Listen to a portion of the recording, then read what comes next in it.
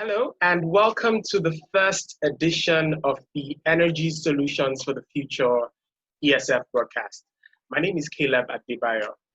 So what is ESF broadcast? The ESF broadcast is a monthly series curated as short interviews of policy experts in the energy space, interrogating various energy challenges in Nigeria and possible solutions to them, with an aim to working towards an energy-rich future, one that is sustainable, sufficient, and affordable. The goal is for these conversations to drive more conversations and action, as well as provide practical and workable ideas for positive policy change and implementation in Nigeria. Today, we have with us a distinguished policy expert, Mr. Adegbite Adeniji, who will be sharing with us on the topic, what can we do with our gas? What can we do with our gas? I'll just very briefly talk about Mr. Adeniji. He's a partner at Advisory Legal Consultant, a specialist law firm based in Lagos that provides bespoke advisory services across a broad range of energy and infrastructure projects.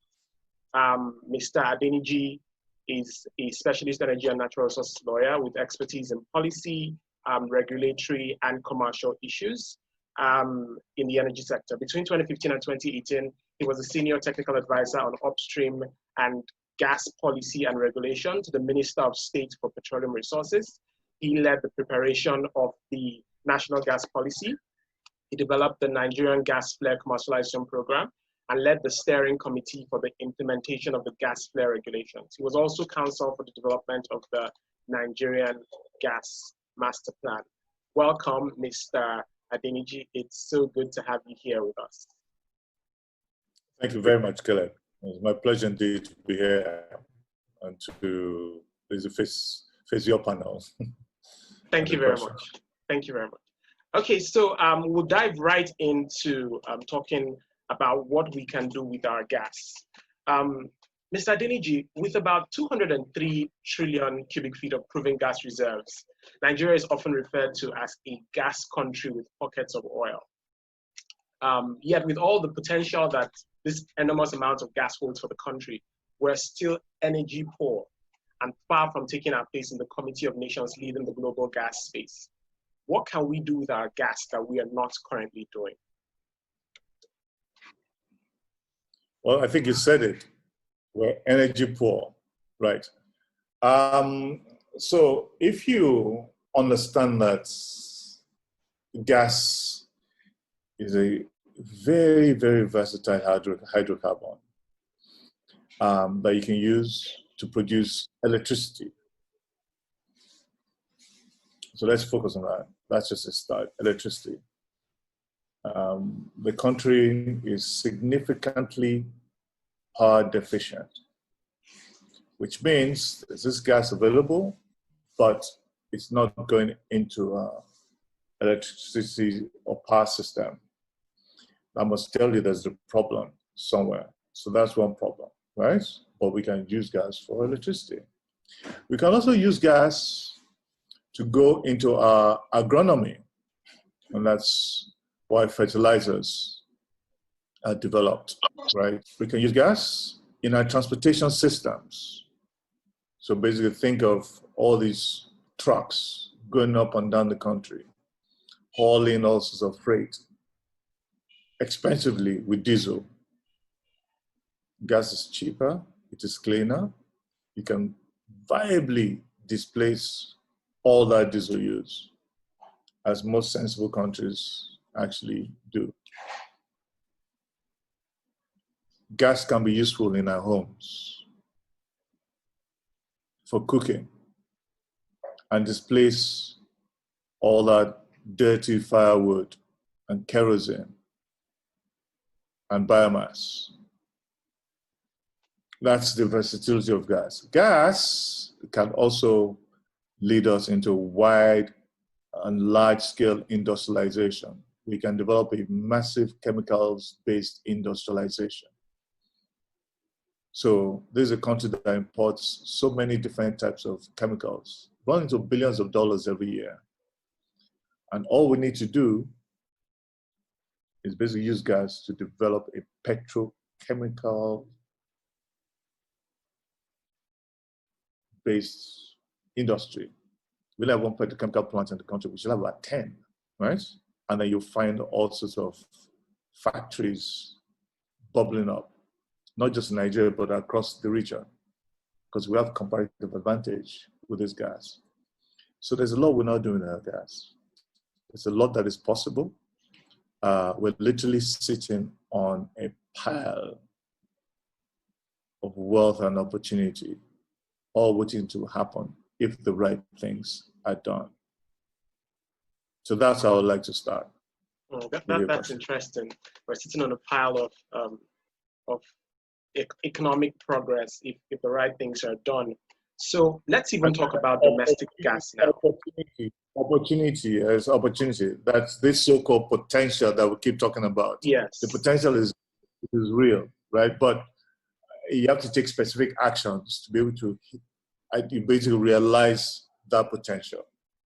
Yeah. Okay, let's talk about domestic gas. While we seem to be making some progress with LNG internationally, liquefied natural gas, our local consumption is suffering. Some pundits have argued that it's affected by the regulated pricing for DSO gas. Others have blamed the poor infrastructure. In your opinion, what has affected domestic supply of gas to Nigeria? And as an add-on, do you think we're paying enough attention to our marginal fields, which I perceive can be a great way to boost domestic production of gas? Okay. There are many things actually affecting domestic production of gas. That is the truth. It's not just pricing. Pricing is just one element. Yeah. So in the past, you say, "Oh, we have this abundance," but there's no clarity regarding how government wants to basically develop and commercialize and optimize these resources. I.e., there was no policy. Now, there is a national gas policy. So you cracked that problem. Good. But what are the other problems? One, the infrastructure for the transportation of gas and even for the processing of gas in Nigeria is inadequate. I.e., the midstream gas sector, right, is very limited. It is screaming for investment. So that's a problem. But let's go further afield into the upstream, right? The upstream have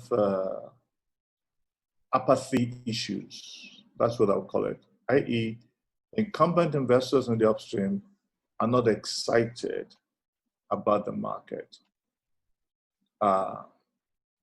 because they see that they produce gas which is largely taken by the power sector. That would always be the largest demand segment. And most of the off-takers in the power sector are power plants that are owned by government. And these power plants substantially default in the fundamental contractual obligation, which is to pay for the gas that you receive. Now, that is a sure banker, right, for risk for any investor.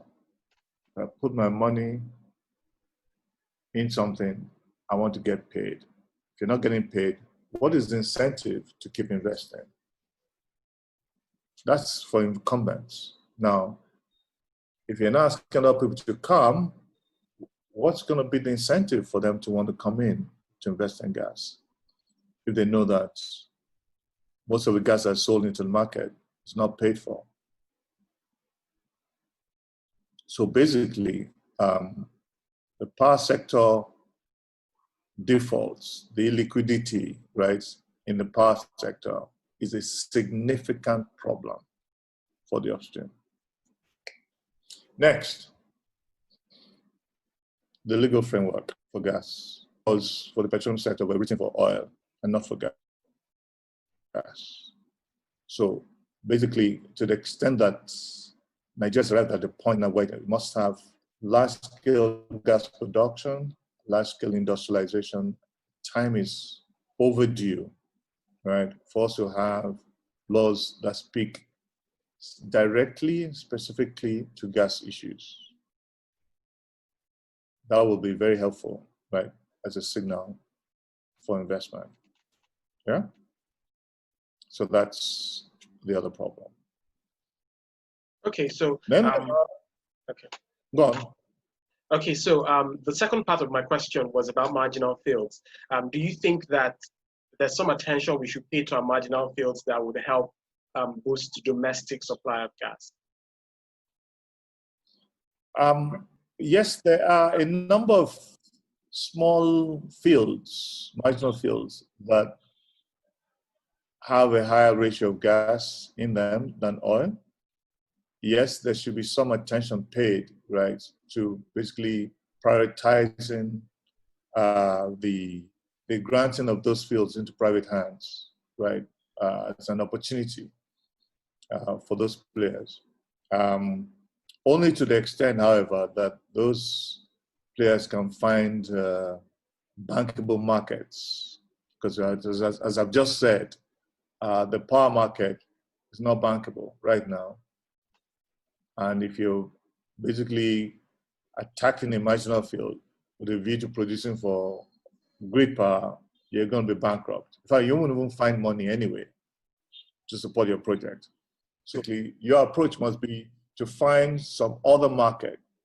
Perhaps if you're going to dedicate your gas to some industrial project, large-scale industrial project, depending on the size of the reserve in that marginal field, then of course you got a project.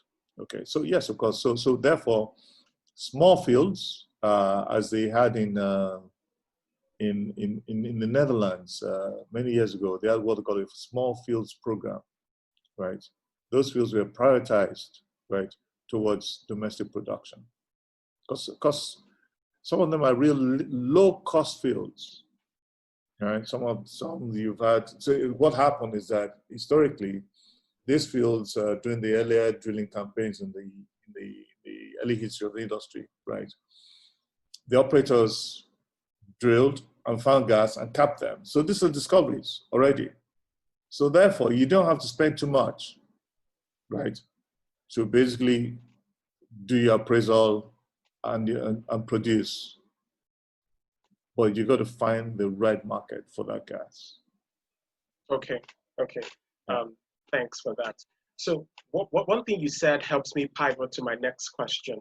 You mentioned how we need regulations specific to the gas space. Do you think that the PIGB or the PIB, depending on the form in which it is passed now by the National Assembly, there's hope it will be passed before the year runs out. Do you think it is sufficient to boost our gas industry, or do we need a separate gas-specific law that will in detail cover the entire value chain of the Nigerian gas sector?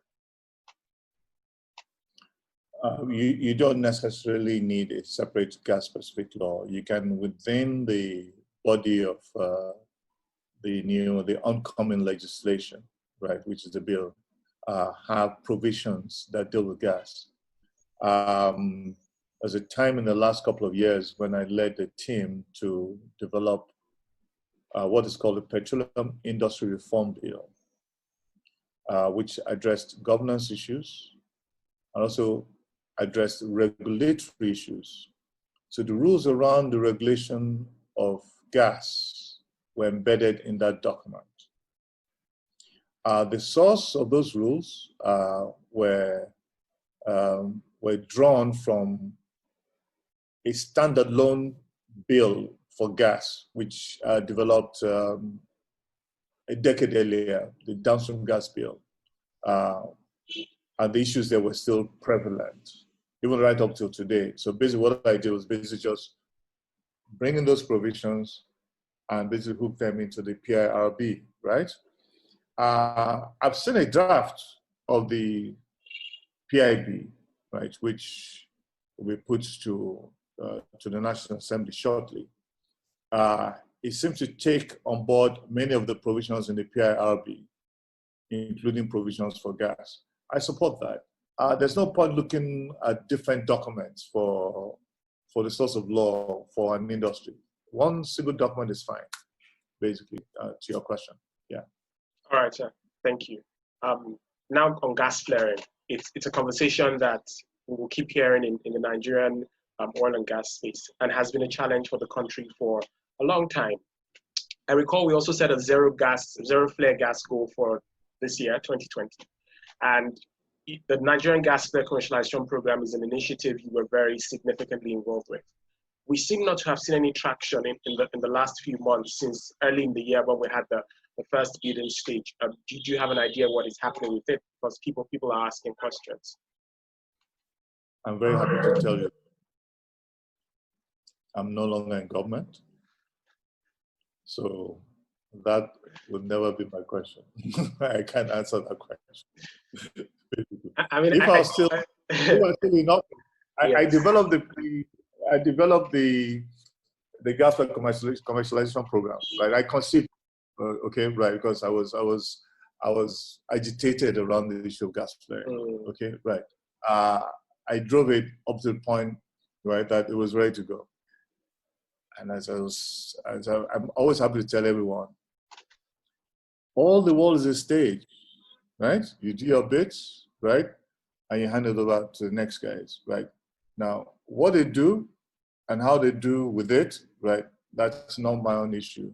So basically, you need to direct that question to the minister for the time being, right? Or to the DPR, whose duty it is to implement the program, right? Okay, that's fine. That's fine. Thank you very much. Next is on regulation. Okay, no, we talked about regulation. Next is on really the reforms we need. In December last year, Chief Timmy Silva, Minister of Petroleum Resources, announced this year as a year of gas for Nigeria. We're in August, the 8th month of the year, and we have not seen as much traction as we should see in the gas space. What do you think Nigeria has to absolutely do if it is committed to making this year a year of gas? What reforms do you think we need? Well, let me preface my response by saying that in fairness to the minister and his team, Chief Silva and his team, they have a dedicated team working on the implementation of the national gas policy. If you look at the policy, there's specific policy actions that need to be taken, and there are many of them, right? What I've seen from where I sit is there's a lot of work being done on the domestic LPG initiative to ensure that there's LPG penetration. That's going on. You hear about cylinder manufacturing initiatives, NCDMB invests in cylinder manufacturing, which was a very, very big problem, right? So I see that issue being basically addressed before long. You hear about gas into the transportation systems. They just set up, I was reading the other day, just set up a subcommittee on CNG and LPG into transportation. I'm excited about that. That also came out of the policy. Yes, also they've reached a very advanced stage with regards to the network code, which will provide competitive, basically non-discriminatory access into the gas network covered by the code. It's a limited network. I think it's the Escravos Lagos pipeline, largely, right? And that's probably just, you can take it as a test case, but at least work is reaching an advanced stage in the network code. And I believe that by October, the code will be fully operational. And that's big, because that will form the basis for competitive gas supply. If that happens, then you then can start thinking that we're now in transition towards the potential for competitive pricing of gas. That's what should happen. So that's happening. Beyond that, you've heard about a couple of other projects that are likely to take off on the basis, on the back of that policy. Asa North, the Asa North project, a large 700 BCF project that's now basically being developed. Brass fertilizer, basically moving forward the brass fertilizer project. The gas supply to the Dangote fertilizer plant, that has been concluded. So there's some things happening. Maybe more could happen, but the next big thing that should happen should be legislation, which will include terms for gas. Then supporting that should be gas terms for gas discovered in PSC concessions in the offshore. And now that is a very, very important issue because from a strategic perspective, the country needs optionality in terms of gas supply from the Niger Delta. It doesn't wash to have gas coming only from one direction in a country where there's literally gas everywhere. More so as the huge discovered resources in our offshore. We have to unlock those resources. And that's the significance of the PSC gas terms. They have been developed. They're sitting on someone's shelf in NNPC. Someone's got to take the initiative in NNPC and make the PSC gas terms real. That'll be an economic driver for the country. It makes many other things possible. So if I was to advise the government, I would say, get the PSC gas terms done and get the PIP done. And we should be well on our way. All right, thank you very much. Finally, how do you think young professionals like myself can influence positive change in law or policy making and implementation in the Nigerian energy sector, particularly in the area of gas? Passion and commitment is very important. You've got to take a long view. As I did when I was around your age, I took a long view. And it wasn't going to be a matter of tomorrow, it was going to be a matter of the future. And you just stay with it, right? You've got to read a lot. You've got to inform yourself, try to get on courses, get on conferences, try to write articles. Basically, articles that make sense, of course, right? Okay, so basically project yourself, right? Be inquiring, okay? Read broadly. Try to understand economics. Economics is very important. Understanding of economics is very important for gas. So that's very important, right? Try to understand politics. That's also important for gas as well, right? Okay.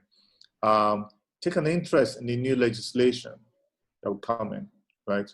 Try to know it intimately, right? And keep an eye on the power sector as well. And you find that over time, a lot of dots will start connecting, right?